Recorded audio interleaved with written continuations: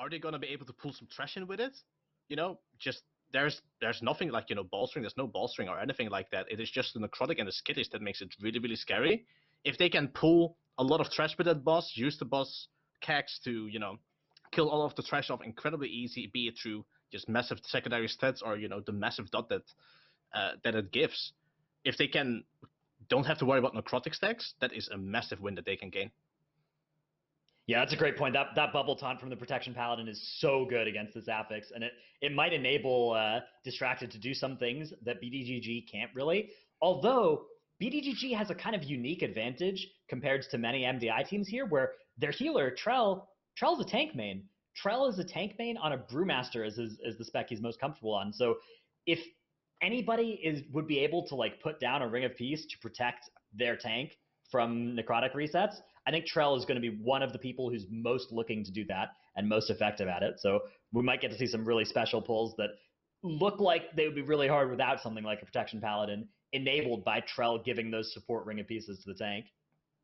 Yeah, for sure. And I think we have seen already just straight off the bat, that pool was clean. They had everything stacked perfectly. No one was in danger of dying. There were no deaths.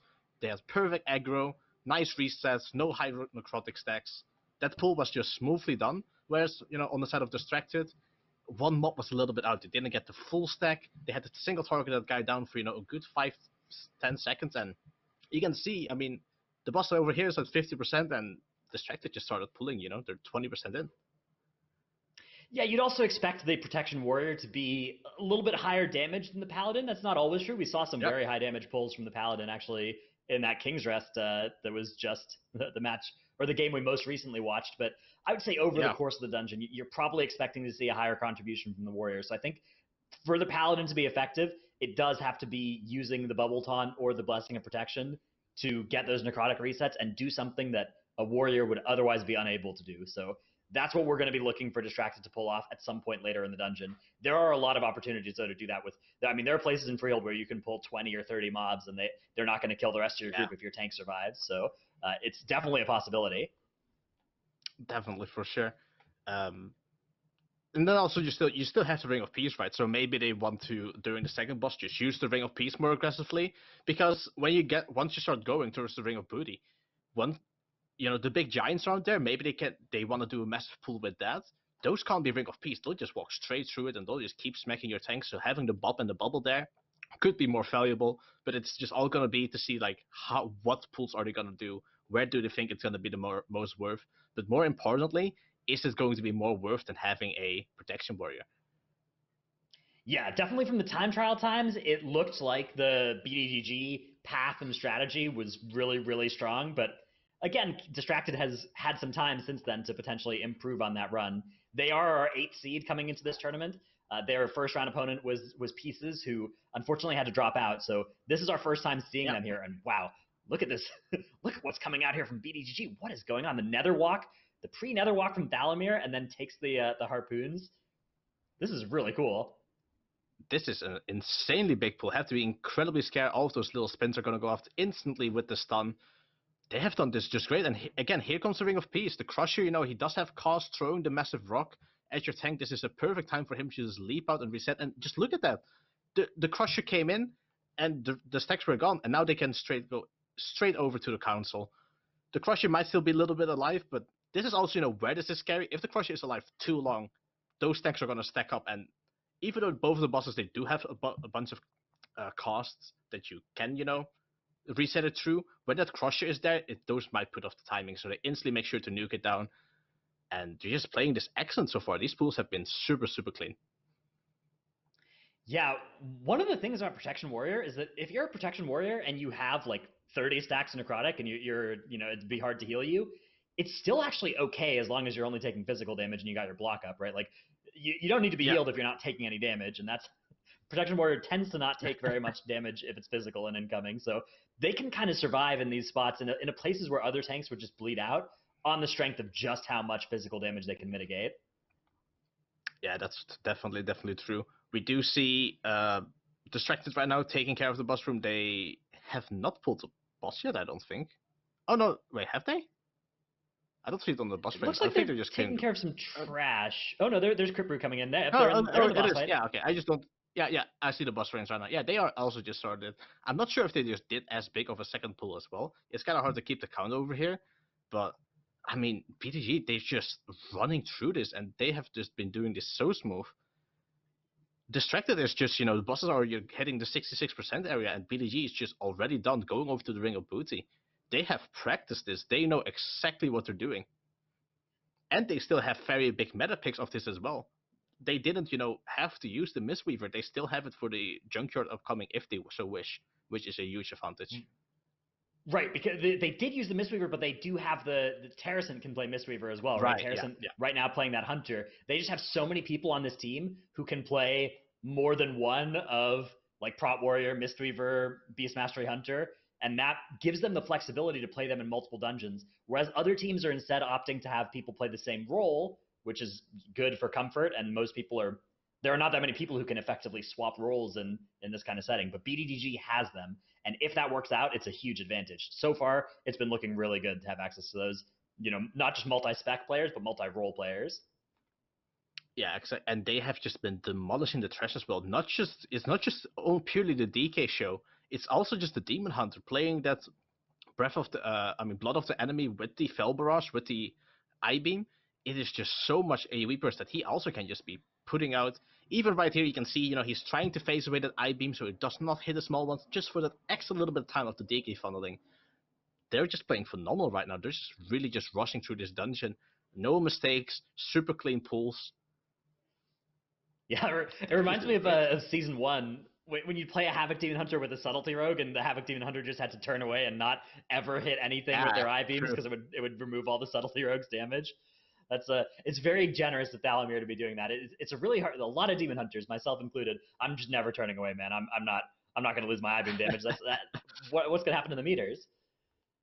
That's true. That's true. I mean, over here, they have set their priorities, and they have set their priorities really well. They're trying to even over here, they're probably gonna take this pool exactly, with the boss. Over here, it does have a lot of HP. You do want to focus this down. You're not gonna turn away your I beam here. You're not gonna, stop yourself from Fel barraging. They want to clear it up, but they still, they do want to be safe. As long as the tank is not in danger of dying, there's no reason to kill him. Just keep it for the funnel. Let the hunter and the DK just do their work. And even here, like, Demon Hunter's super safe. He can just stand in the spin, no problem. Yeah, he has some of that versatile corruption on. Not a full versatile build like we see from some of the really high key pushing players. There's a little bit of expedient in there as well, but versatile on these Demon Hunters makes it so that they effectively need no healing and take no damage in a lot of these cases. They're so naturally tanky with all their tattoos and leech and everything. Combining that with a little bit of versatile, and yeah, you can see he's just going to stand in here and doesn't really care much at all. Eats up those souls and it just tops him every time. Exactly, and also just like the leash from being in meta, the darkness, on the first one he used his blur, which again is just it's just so much remigration. It makes it just such a safe spec. We do see meanwhile on the other side of Distractor, they're doing a massive pool. Lots of giants with I think they have all the giants. They have the big turtle with there as well. The dodging the shells. This is a really scary pool. This is a lot of damage, and I mean, Protection Warrior being the king of physical negation has a lot easier time of doing that than the Paladin who. Oh yeah, Arguably dude, a little bit squishier. When I play Prop Paladin and I fight just like the turtle by himself, I die every time. Auto attacks are so dangerous to that spec. Particularly, I mean, with corruption, you can generally now get yourself up to a sufficient level of tankiness to survive it. But before then, it's nothing like Protection Warrior when you're playing a Paladin. You're in danger against these auto attacks that don't even scratch a Warrior's health bar. Wow, though, look at the timer that we're at right now. 9 minutes and 20 seconds, and BDGG are already making their way to the last platform here. They need to get these. Wow, look. Okay, Ring of Peace comes out. That's going to separate the Ravager pack from the Patrolling Officer pack, but unfortunately, it delayed the cast of the Painful Motivation. Luckily, everything is still going to be affected by that. And they're now going to move on to that next pack, which they're planning to pull anyways. I'm surprised that this that Ring of Peace and the delay was necessary. Because it looks like Shadow Melds are going to be used so that they can get to the boss. Right. Okay. Yeah. So now I we mean, get to see what look they're at going to their do with count. these awakened mobs. It looks like, yeah, it's definitely going to be a kite. The Demon Hunter's ready to get the interrupt. He gets the cocoon out, instantly making sure that he gets all of the healing aggro, and he's just going to be putting on the dancing shoes, running around, going for a quick little jog while everyone's doing their part. And I mean, at this point, like the Demon Hunter, it's basically impossible to die, right? Like you have so much self-sustain. The Demon Hunter, the DK, it can be scary, but as long as you're very active, with your with your Icebound Fortitude, with your anti-magic shield, you can get a lot of damage. And I mean, also the hunters, like you have so much just free healing in that spec as the BM hunter. They should just be completely safe as long as Trell just does the kiting perfectly, which he's used to just tanking the boss. Now he's running away from him. Must be a very interesting point of view from him. Well, I mean, as a tank main, you do like kiting is something that tanks do, particularly brewmasters, right? There's a lot of True. situations where True. kiting is something that they're used to. I think that it's maybe something that he'd be quicker to adapt to than say a healer main, because healers also don't kite stuff very often. It's tough though. But I mean, team is in it's danger. not really like it's not really like anything else that you do in this game because you run in this like circuit while you're kiting. It's a really special job, and looks like so far it's working. But if Trell makes a single misstep, he will die, and then all those mobs will teleport back, and it'll be over. So things could end very quickly and very badly for BDGG here if Trell messes up even a little bit.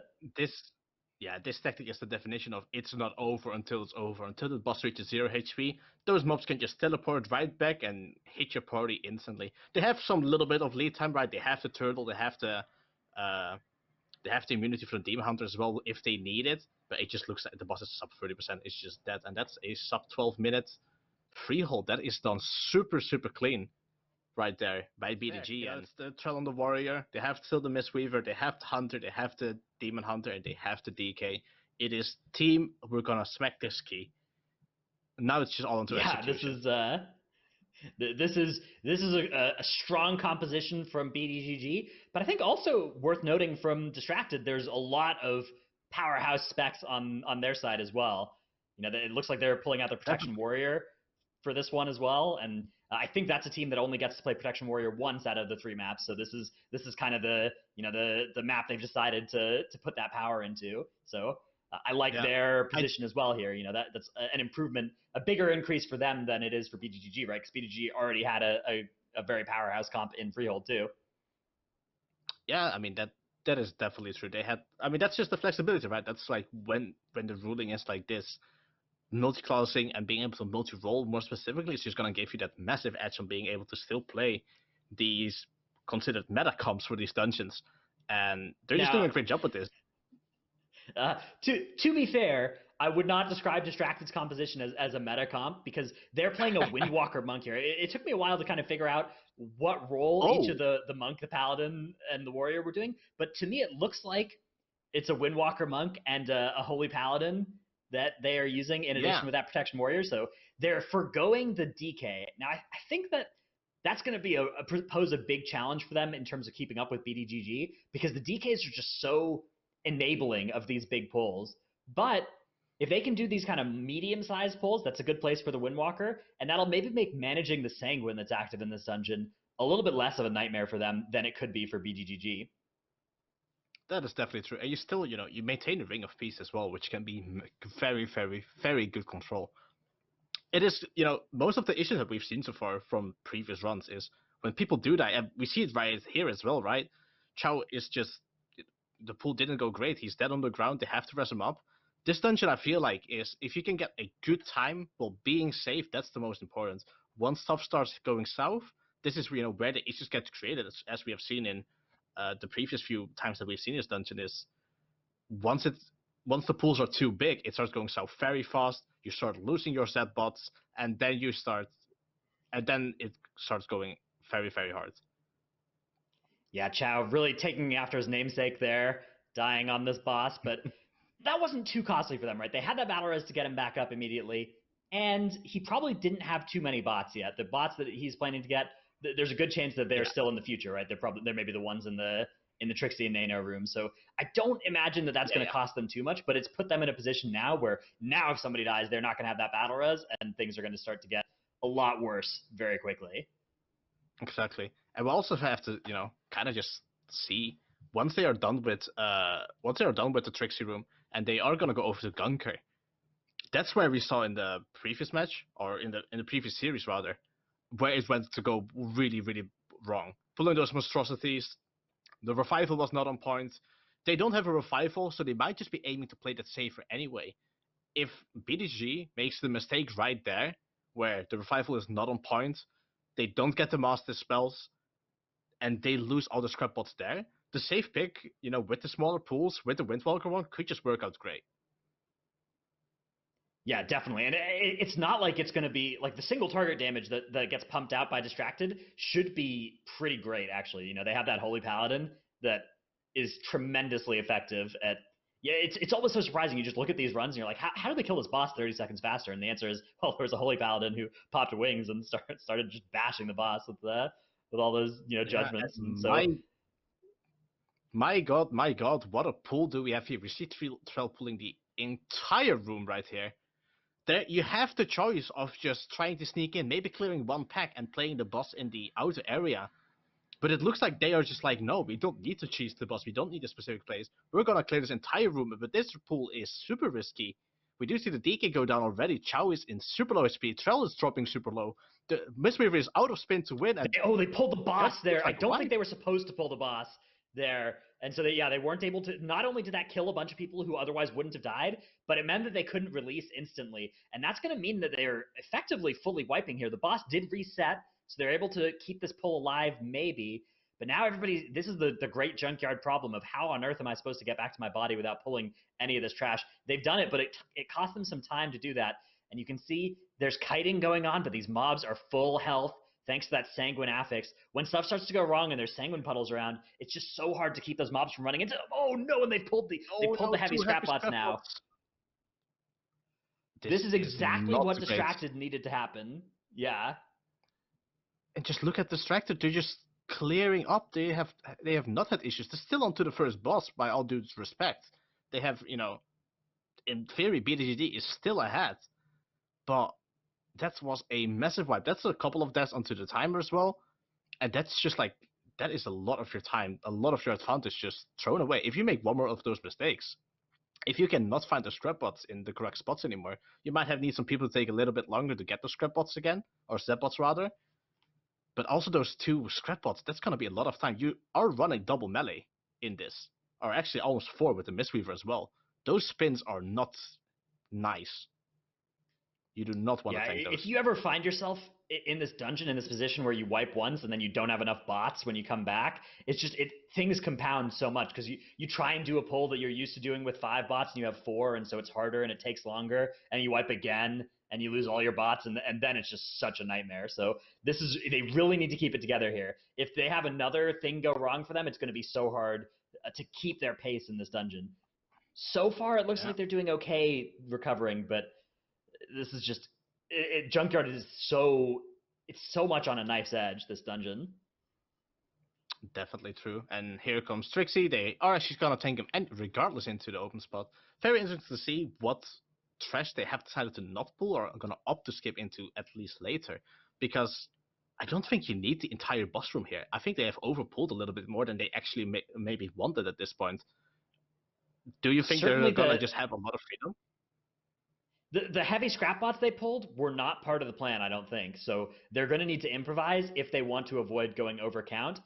I doubt that there's any pulls that they can just cut from their list. All their pulls, I think, will have given more count than those 2 accidental mobs they pulled. So I don't think they can just cleanly remove any of them. They might be able to find a place to avoid pulling 1 or 2 mobs. In, for instance, Gunker's room, there are some mobs that are by themselves and aren't linked to anything, and so you could potentially avoid pulling some of those if you're really on top of your game with the math. But in a lot of cases like this, when you have when your route is messed up, it's better to just keep doing the old route and overpull the dungeon a little bit rather than try to improvise, and then that process of figuring out what you can cut from your pull. If you are not experienced at doing that on the fly, it can be something that's more costly than just going through the dungeon and doing it the way you practiced already. Because usually the pulls you have are pretty optimized, right? Cutting out 2 slimes or whatever from the next pull they're about to do, it's not going to necessarily save them any time. It might make the poll safer, but if you spend time identifying that you can do that and then setting up the poll so that you can do that, the trade-off isn't clear. That it's not clear that that's worth doing. Yeah, for sure. So we do see actually BDGG slowly, pick up those bots again. We saw them quickly splitting up, getting those bots, and they're gonna go into a really, really big pool over here. I see two These two monstrosities out of toxic my head. monstrosities. Definitely. It's all about the revival here. The revival needs to come out at these two. Oh no, that's not going to come out at all because Terracin has died, and so is Cry, Chow. Everybody except for Trell has now died. Now Trell is in a position where he could try and keep the poll alive. It looks like he's not going to do that, and this is exactly what I was talking about. Because they've had some mistakes earlier, things are so likely to go wrong for them again, and that's going to be really, really bad news for BDGG. To their advantage is that Distracted is taking quite a long time to clear through this dungeon, but Distracted is absolutely in a position to steal this game from BDGG because of how much has gone wrong for BDGG, and now BDGG does not have their robots, so they're going to have to think about how they can just pull this room. They're going to have to slow down, I think. Would BDGG even be comfortable at this point to even do the last boss with all 4 obelisks up? I feel like at this point you might even need to take the time to remove another one to just go safer. Yeah. Maybe do three, maybe even do 2. I think we've seen a BDGG match earlier today where they played 3 with the last boss, and that was a clean run. Given that things are going a little bit south for them, it's interesting because on the one hand, you might be thinking, okay, we don't have as many robots, so we need to cut another Awaken mob. Let's go, path towards another one, and then we'll kill 2 obelisks instead of 3. But that's going to cost you even more time, and if you're BDGG, you're probably already worried about the time you've lost. You probably already are feeling like you're up against the wall here, and you've already lost more time than you can afford to. So I'm not sure you would make a decision like that slows down your route even further. This is the kind of thing, though, that experienced MDI players disagree about these sorts of things all the time. In fact, experienced MDI players on the same team disagree about these things all the same time, and it's very important to have one person in your team who you trust who just gets to make the final call on those things, so you don't spend the run debating that instead of playing as well as you can. That is definitely true. Having the captain, and even if you can have an after-match discussion during the game, the captain is the captain, and you listen to him as well as you can.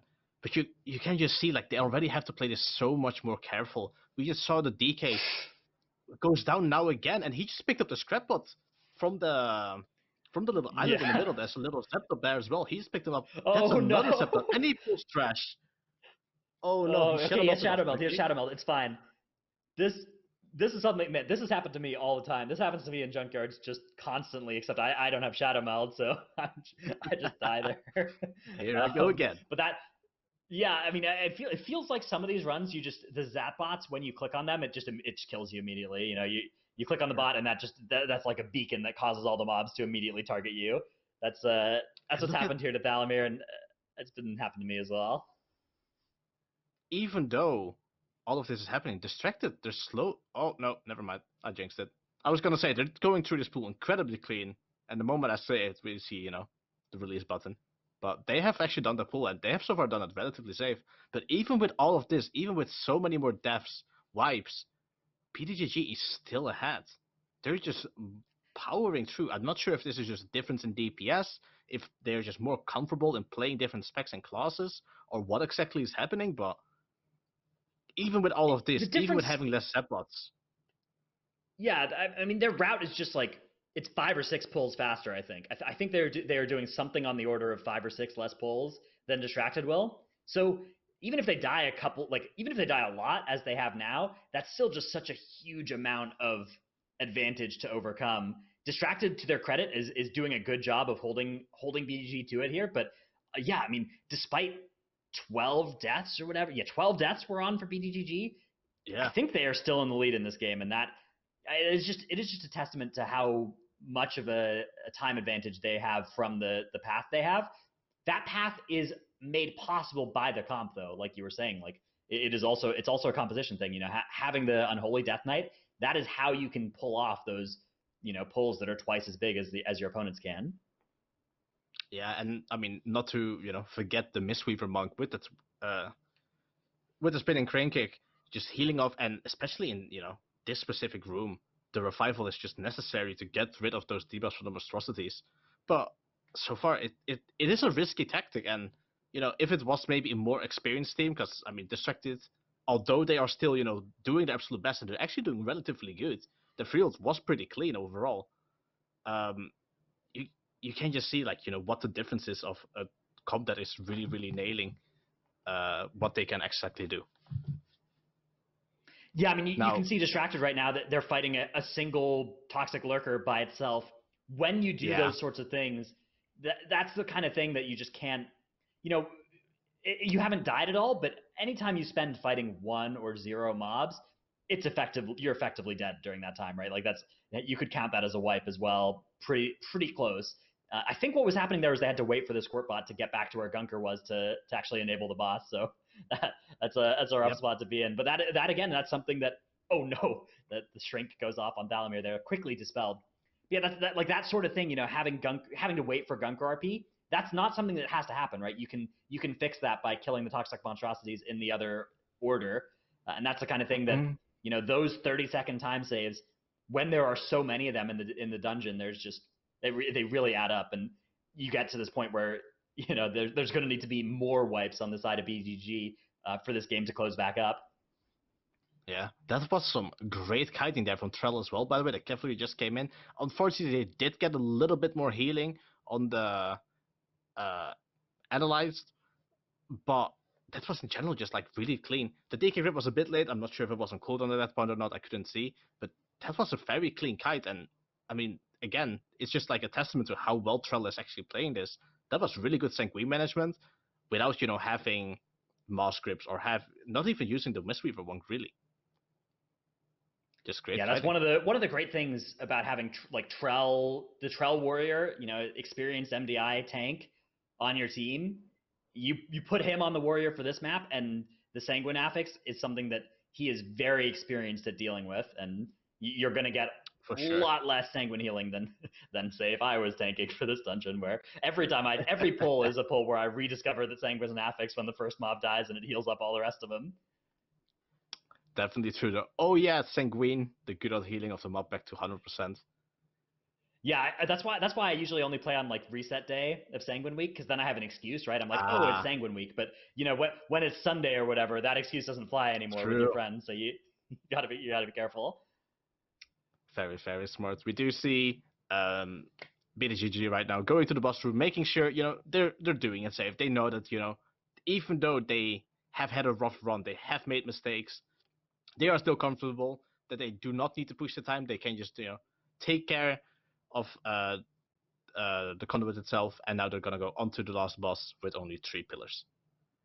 Yeah, now Distracted are also pulling Samrak here, so Distracted are only one awakened mini boss behind where BDGG is, but Distracted does actually have a benefit here of the death differential, right? Each death added 5 seconds to BDGG's counter. True. Oh no! Oh BDGG no! has had a disaster befall them here.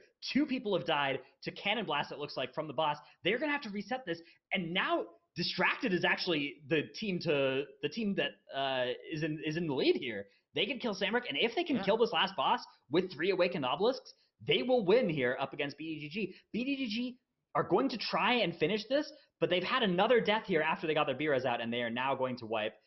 They're out of B-Reses. They're going to have to go back with no bots, and this is just such a catastrophe for BDGG. Distracted, now the team to watch as they are pulling that last boss. They might have, I don't know if they actually bloodlost it, but that also was Army of the Death already popped. They have no more bots available. Any bot that they managed to get after Gunker is now also gone. This is going to be very rough. Because they've wiped a couple times already, there's just no shock bots left on the map for them. They can't get them. They're going to have to go and do something. It looks like they're going to try and pull the boss again. I would be very tempted in this position to just go and do an Awakened Obelisk and make that last boss easier and say, all right, look, we're only going to win if our opponents have an even bigger disaster befall them. But, this decision is absolutely reasonable as well if they think they can handle this without the bots. But, wow, that's hard. We do see Revival coming up in about 5 seconds. Metamorph from the Demon Hunter also available. Trill has almost every single cooldown of himself still. They can still do it. They didn't actually pop that much outside of the army. It is still very risky. They need to make sure that this pool goes better because, I mean, like we just said, these things are, they're just like, they're doing it. Yeah, Distracted have finished that first phase of the last boss. They're just killing off that last Awakened mob, and they'll be moving up to do the intermission phase here. So if Distracted can one phase this boss, BDGG is going to be going to a game 3, which I don't think is going to be good for Trell. team morale here. That's Trell drops oh super no, low. Trell survived, but that's going to mean that Thalamir dies to that. I think that was the AOE smash. Yeah, And that BDGG Trell could still kill this boss, twice. maybe. That's also their the combat problem is rest, now with unless they have an engineering rest. Yeah, with somebody issue. dead, they're going to have such a hard time doing the one phase as well. Back over, though, we're going to look in at Distracted here. Distracted it looks like a death as well. It looks like there's a player who's not currently alive on these. Yeah, there's the Hunter has died. Yeah, so both teams are actually having. Oh my goodness. All right, so it's Distracted are going to try and one phase this boss with just 4 people alive. This is going to be a huge DPS check. I don't think it's that realistic to beat. But even if they don't beat it, if they have to do another phase of the boss, as long as they can survive, they will still beat BDGG here, who are just having just the worst possible sequence of events happen to them. There's no shame in this happening to you in Junkyard. This is why Junkyard is such a precarious dungeon, is because those first mistakes lead to the rest of the route falling apart like this. But yeah, let's see if they can one phase this without a Hunter. Close. The Haywire cast is finished. Now here comes the liftoff cast. And they're not quite going to be able to do it there. That is 8% remaining. That is so incredibly close. They're going to have to do another phase of it, but there's no generals. If they can just live through, if they have the CDs, if they can just coordinate the CC, they actually have a combat rest. They just combat rest the Hunter. They got a rest off in the downtime of the boss living off, but the Paladin, he needs to dispel himself. He's dropping super low. The Hunter's back up. Yeah, the res just came up. We just passed the 20-minute mark in the dungeon. And yeah, they're in great shape here. They just need to finish this last 50% here. And as long as they have like one person alive for the boss's next intermission phase, it's at 8% health. They don't need all 5 people anymore for that part. They just need to avoid wiping here, and one person can limp over the finish line. Very great Ring of Peace coming out, keeping those robots out of there. And they're just gonna go up. The Demon Hunter knows he is going head first. Vroom. Yeah, put on the running shoes. You can tell which side it's going to be because the second time it does this, it's always the opposite side as the first. So the first side, you don't know which pylon is going to be activated. But if you get to this phase the second time, it's always the opposite one. So you can pre-move a little bit. And the team here did a good job of doing that. And now just have to finish the attack, and they're going to win. Yeah, their healer also just straight to the top. There's still Grievous, which, can be very scary. He just pops the bubble and he just runs away. He's like, I can solo this guy on my own. You guys are on your own. Just complete it. BDGG. Yeah. That is a choke. That is really unfortunate. They have tried to pull over and over. We even discussed it. The Zepbots, they're gone. Do you want to be safe? Do you want to just take care? Just go down to 2 pillars. They thought they could do the 3. They tried it, and they failed 2 or 3 times, and it just costed them the entire. Those do not get hit by the spotter. You need to make sure that you can take those big giants out of the packs, take them while they patrol around, and then clear those, and then you have the entire monk. You can pull every single monkey you want and just one-shot them with a spotter. But fail that and having giants still alive, and that's the biggest giant you have seen in a good while. Yeah, there are some strategies that revolve around intentionally you just accept that you're going to bolster everything. Like you just kill everything that can die, and then you wipe afterwards intentionally. Yeah. That's something that some groups have done on live servers, and it's a possibility. But we haven't really seen it in speedrun style keys. We just have no idea what either of these teams are going to be up to. Both teams are on a very different plan, starting with their factions, actually. Distracted have played Horde, and so have the kind of easier pathing through, especially the first area of the dungeon, easier sets of mobs. Whereas BDGG are playing Alliance, which is going to give them access to Shadow Meld, but it's a much harder first part of the dungeon, and they have to wait for RP to finish after the 3rd boss before they can get to the 4th boss, which means they're going to need to do a backtracking strategy in order to avoid being super inefficient there. Compositions are also hugely different between these two teams. We've got Trell on his Brewmaster. That is something that he's, Comfort pick. I guess, known for. Yeah, it's a huge comfort pick for him, and this is a great dungeon. Ring of Peace is extremely high utility in here. Meanwhile, we have something Yeah, like the Assassination Rogue as well from Thalamir. Assassination is something that we haven't seen all that much of. We see a lot of Outlaw from Rogues, but here Thalamir playing Assassination is going to have that big burst single target with Vendetta that I think is going to line up really nicely, actually, against many of the bosses in here. I do kind of like the pick. I feel like all the AoE that you really need to a certain point is going to come from that spotter. So just taking the strong, superior burst spec that is incredibly good at surviving, utilizing all of the CC that you have to really make sure that these pulls are going to be some smooth as hell. They can. I really like the pickup, actually. We talked to Sonic earlier about it as well. Rogues are just safe, and this rogue can definitely help control those big spotter pulls that they're going to be doing later. Yeah, meanwhile, we've got 2 Fire Mages as well. Fire Mage for each team.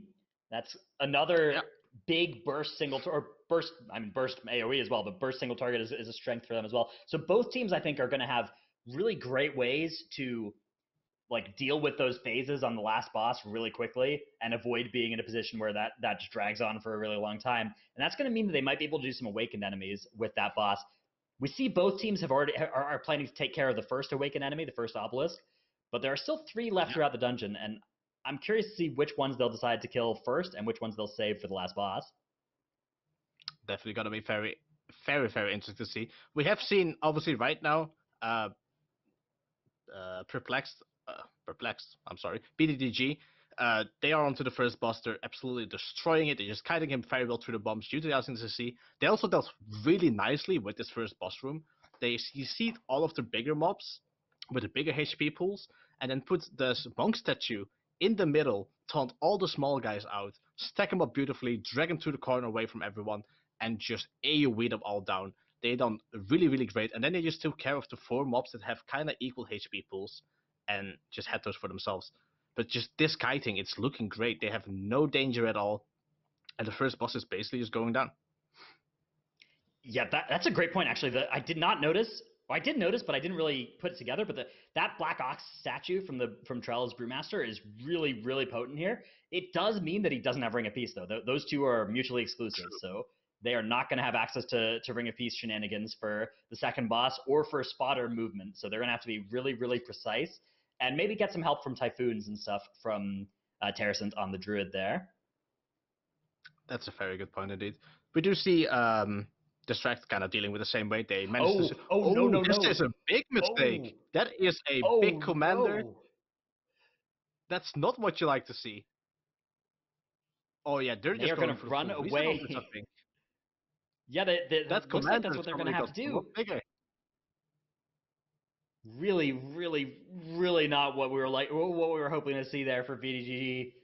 That is it happens. That patrol just walks up there. It happens to all of us, but really, really going to slow them down. And it's going to cost them shadow melds too. Hopefully they weren't. One of the things that can go wrong in these sorts of things is something can happen unexpectedly, and that can cause you to use cooldowns in a way that you didn't expect, like shadow meld. And then in like a minute, you get to the part where you were planning to use shadow meld, and you don't realize you don't have it until it's too late. And then that goes wrong as well because you didn't have the shadow meld. And that's another way that things can kind of compound and all go wrong at the same time.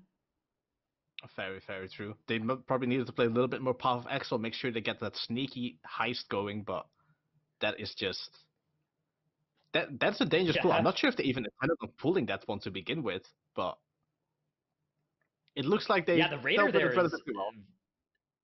It's pretty dangerous. It is just a tyrannical setting, right? It's not... We don't have Fortified on here, so the Raider I don't think is too close to one-shotting people, but that is absolutely a dangerous enemy that a lot of groups, particularly in high keys, you really can't afford to pull. All right, so it looks like they're going to be skipping this obelisk here. They will leave that one for later. They don't want to, do not want to pull that right now, and they'll save some time. Yeah, I would expect to see Distracted pulling almost all the obelisks along the way and not do too many with the last boss. I think that once again, I think Tortoise in the Hare was a great analogy for these two teams in these dungeons. Distracted's having a little bit of problems as well in the first boss. We actually see their Fire Mage just down on the ground right now. They're not controlling it as well. They're getting way more waves of meteors as well. They need to make sure that they actually properly explode this. I think another one goes down. I think they're just having a full wipe. I think someone just got hit by the frontal. They're not controlling this boss. The first boss itself is not that difficult, but once it goes poorly, you get overrun by ads. You don't keep track of where the explosives are. They are get very close to doing it. If they can get it through a couple more mines, they might be able to do it, but they're struggling. Yeah, they just have, so their Brewmaster and their Fury Warrior are the people who are left. Now the Fury Warrior does have execute, so that's going to be nice here, but unfortunately can't really get in melee range to execute it all because they have to kite the boss, and now all the ads are just free casting, and yeah, that's going to be a full wipe from Distracted. All right, that is a huge amount of breathing room now for BDGG. There's a huge amount of mistakes that can happen for them, and they will still be in good shape in this map. But yeah, I just love the different compositions that we're seeing from these teams here. On the side of Distracted, they are also playing Assassination Rogue, it looks like, not Outlaw. And they have that Fury Warrior, the Brewmaster. There's just so many compositions seeing play across our tournament here. Yeah. Especially, I think, because this was the third map in the series. If you're planning to win in 2 games and then you find out you have to play a third, you get put in this position where you need to play some specs that you may have been kind of hoping you didn't need to get there, right? And so I think these third maps, when we get to them, we're going to see some really off the wall compositions sometimes. Yeah, we saw that in the previous series as well. We saw an Huntsman Shaman coming out of nowhere. But BDGG, they're getting their spotter ready. The ball string him up, getting him as stacked as. But that's a nice little big spotter right there. They've done the spotter a nice Typhoon. Yeah.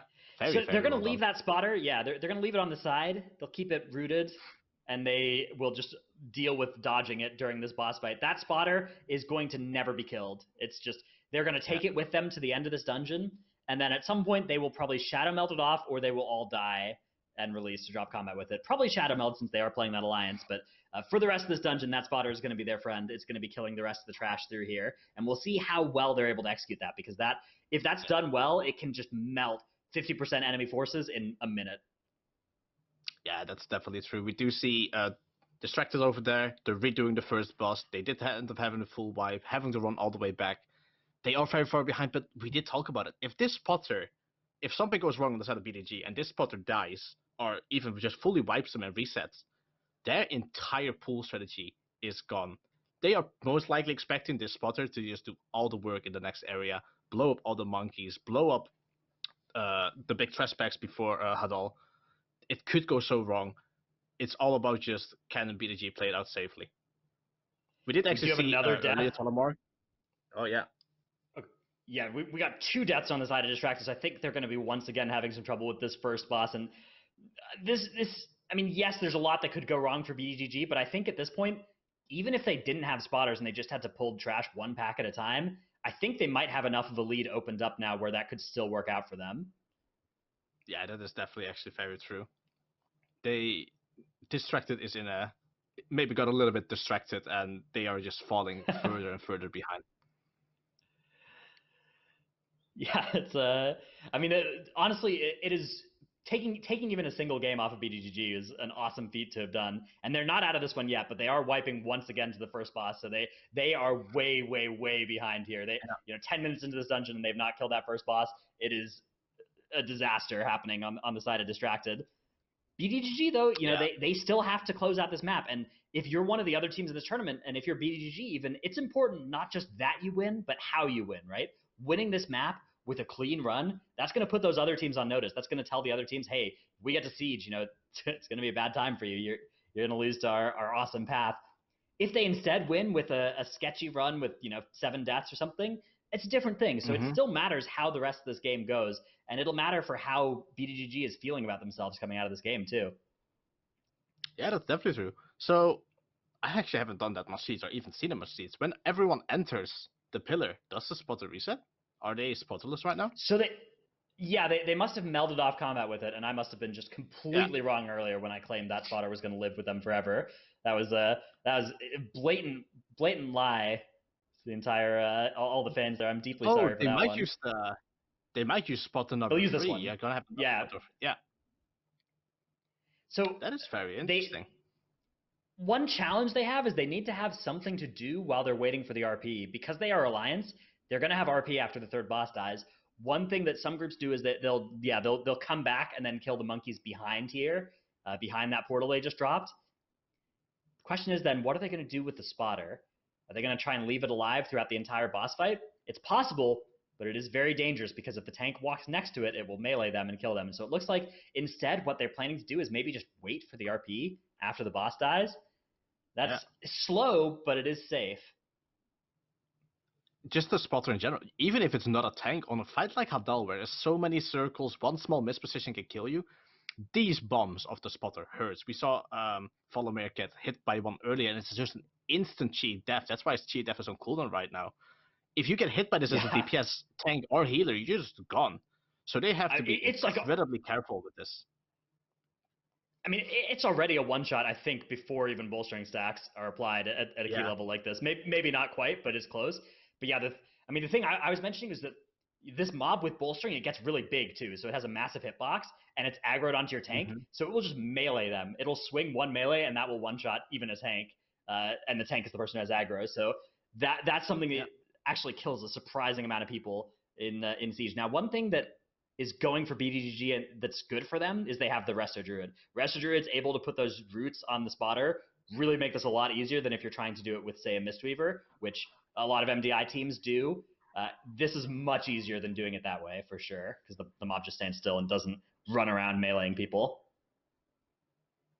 Yeah, definitely. I do actually kind of like how BDG is dealing with this. They're dealing with this entire boss. They just reset the boss, and then they walk all the trash on top of the spotter. They place, I think, a ring of frost there to have everyone just like walk in. They all get stacked up beautifully, and then all they had to do was give time for the S-Ring commanders who do not get hit by the spotter to get reset. And now they're just gonna do a double commander pull with a demolisher, I think. They actually dealt with this really, really nice. We often see people stack up all the mobs right where the boss kind of resets, and it just becomes this: are they stacked up? Can they actually stack up properly? They just pull them through a corridor, force them to run into the Ring of Frost, stack them up beautifully. They've done that really, really smooth.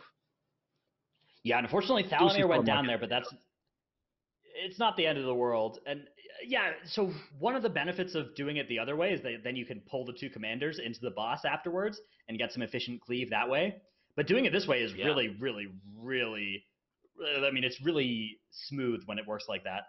Assuming you can split up the commander mobs from the mobs that get bolstered, that whole area just gets done so nicely if you can just avoid any of that bolstering problem. And now they've killed off all the mobs that don't get bolstered, or that don't get hit by the spotter rather, and they're now going to kill all these mobs that do get hit by the spotter all at once. This is a great job of making sure that they're basically only fighting one category of mob at once. It's exactly what you mentioned at the very start of this dungeon, where you just don't ever want to have the pack include some mobs that get killed by the spotter and some that don't. Ooh, that's a big monkey. Uh-oh. It does. But big monkey gets countered because by the monkey will still get one shot. That's fine. I did see a big demolisher there, though. Now, they do have Shadow Meld, so it's not going to be too bad if that thing's following them for a little bit, as long as they melted off here. Because I think, they're at 99.7% enemy forces, and there are still 2 awakened enemies, so they are done with count. Yeah, that's perfectly well calculated. I do wonder if maybe they could have taken the second spotter, just, picked out the 3 demolishers that are kind of patrolling, get those out, and then, you don't need to go through all the worry of constantly resetting. It'll kind of feel like the feeling of backtracking. You can just go forward if that maybe be faster.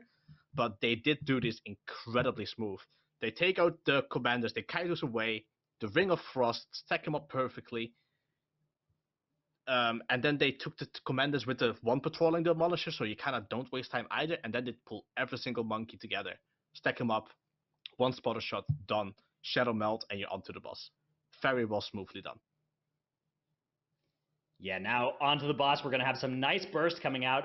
Most people don't have all their cooldowns ready for this boss because you don't use any of it doing the spotter pulls. Damage is irrelevant on those. And so every single person here is getting to use their combustion, their vendetta, all their hunter aspects and stuff, all coming out. One thing they have to be careful of is they want to make sure that they probably don't use them a second time because they're going to want to make sure that they have everything for the pull of the last boss, but that should be more than 2 minutes away at this point, especially because they have to wait for that RP after this boss dies because they're playing Alliance. That's definitely true. You want to make sure, that pull is, again, just the make or break. They have done it very safe this time. They only have 2 pillars to really deal with. it's still, Fikov, it's still a very scary boss. Those debuffs, they hit like a truck. If you get hit by one of the spurters, you're just basically instantly dead. You don't have that much space. Stuff can definitely go wrong. But, I mean, I think they can do it, right? They have shown that they can do 3 pillars, 4 pillars with bosses. They can definitely pull this off. Yeah, they'd have to do quite a bit of backtracking if they decided they wanted to remove any of the obelisks as well. So I think even if they start having some trouble, they'll probably just keep pulling the boss until it dies, rather than backtracking and killing off any awakened enemies if that goes wrong. Which is it's something you can do in some of the other dungeons. If something goes wrong, you release and then do an obelisk. But here they're basically committed to doing this boss with 2 obelisks, and yeah, it's not the most obelisks we've seen done with the boss, but this is a hard boss to do with awakened enemies. There's a lot going on, and there's a tight DPS check on the pull that means that you can't really focus down the awakened enemies, and you can't really put damage cooldowns into them like you can on many of the others. Also, we just got told that JB just hosted the tournament with over 1,000 people. Thank you very much, JB. We love you. Thank you so much. Welcome to all the viewers there. We are just tuning in here to BDGG up against Distracted. BDGG are our tournament's 2nd seed, or not 2nd seed, sorry, they're our tournament's 4th seed, and they are up against Distracted, who are our tournament's 8th seed, right now in the upper bracket. And this is game 3 of a very exciting series, actually, where a surprise Junkyard upset caused Distracted to actually take a game off of BDGG. Right now, though, BDGG making their way to that last boss. They have to wait for that stupid Alliance RP, but they have gotten through it. And as long as they can kill this boss in 1 or 2 or maybe 3 attempts, they should be well ahead of where Distracted are, because Distracted have had a lot go wrong for them this dungeon, particularly right at the start. That first boss got them a couple times. Bloodlust gets popped, not even mercy with the blood of the enemy, just popping it for a pure single target and getting this gripping down as soon as possible. This way, they can get the shot off, and now they can all move over to the demolishing, where the tank is, and they can start full cleaving it. Troll, wow, I thought they'd go off quick on Troll. Yeah, that was super, super fast. That's just the blood of the enemies, the fire mage, the rogue. They're just dealing with it super, super great. The mage is presumably playing that minute mage build as well, which means that, because that's what almost everybody does these days in Mythic Plus, that means that they are going to have probably enough damage to just immediately go into the gripping terror on the next platform as well, which means this fight should not take too much longer here, as long as they can kill these awakened enemies safely. One difference that some teams have for how they do this part is some teams will just start that next demolishing terror right now, and then they will fight it with the 2 awakened enemies.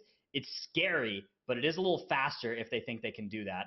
Looks like this team, though, BDGG is opting to not do that, which I think is smart, particularly if they feel like they're in a position where they just need to avoid wiping, which they certainly are. They'd rather this boss takes a couple minutes longer and reduce the chance of failure as much as possible. Yeah, this has definitely not been the most cleanest I've seen people deal with them, and it kind of makes me wonder if they went with a 3rd pillar. Just like, while they were crossing, all the swirl is falling down, all the purple zones, it's actually really hard to get past. I feel like they made a really good decision not taking the 3rd pillar, because I think that would have just added so much more scariness to all of this. Maybe you wouldn't be able to, just get that gripping down as fast as they did, and in this case, because you need to put the actual CDs and the cleave onto the mobs. But so far, they've made great decisions. They kind of just figured, pathing-wise, we're the stronger team. We might just have more time, and they decided to play it super, super safe. And I think it's showing. I mean, everything is down. They're going on to the next gripping. They're going to try and burst this down as fast as you humanly can. And BDG is just looking great to be able to end this in a very clean sweep. Yeah, this run it's not the best we've ever seen from BDGG. I think that it's a pretty good one, though. A 5-death run in Siege of Borealis with bolstering active. The thing about deaths in Siege of Borealis is that sometimes they don't actually cost you anything. Like, we saw a death from Thalamir that basically cost them 0 seconds, because they were just doing a spotter stuff anyways, and you kind of don't even need your whole team for that. So this is absolutely a good run. It's definitely one of the things, though, where, like, if they came in here with a clean, perfect run, they could shave a couple minutes probably off this thing. Yeah, definitely. I do think, in general as well, using the spotter after the 2nd boss and then skipping the 3rd pillar, it's more greedy. I think it might need you a little bit more time, just using that spot and continuing with it, what I explained earlier. But what they did was, maybe they just thought they didn't need it. Maybe they just think we just take the safest tactic possible that we still know is going to be, relatively fast. We only take 2 pillars with the boss. We only use the 3rd spotter. And I mean, it just shows, right? Like, it has been a relatively clean run. Maybe not the cleanest of runs. Maybe they didn't practice Siege as much. Maybe, you know, they were kind of confident that they might just 2-0 this. Who knows? But they've done a very, very good job. Yeah, once this gripping terror goes down, they're just going to have to shoot that cannon, and that's going to be all it takes for BDGG to advance once again. They are now 2 matches up in our tournament, which brings them, I think, all the way to the, I don't even know how double elimination brackets work, but it's a good place to be in the tournament to have won your first 2 matches. That's where you want to be. It's this upper finals or something, I think. Upper finals I'm going to go with. So great advancement here for BDGG. Very well played by them. No shame, though, in what happened for Distracted. Taking a game off of BDGG was a very impressive feat for our 8th seed team here. So well played to them as well. For sure.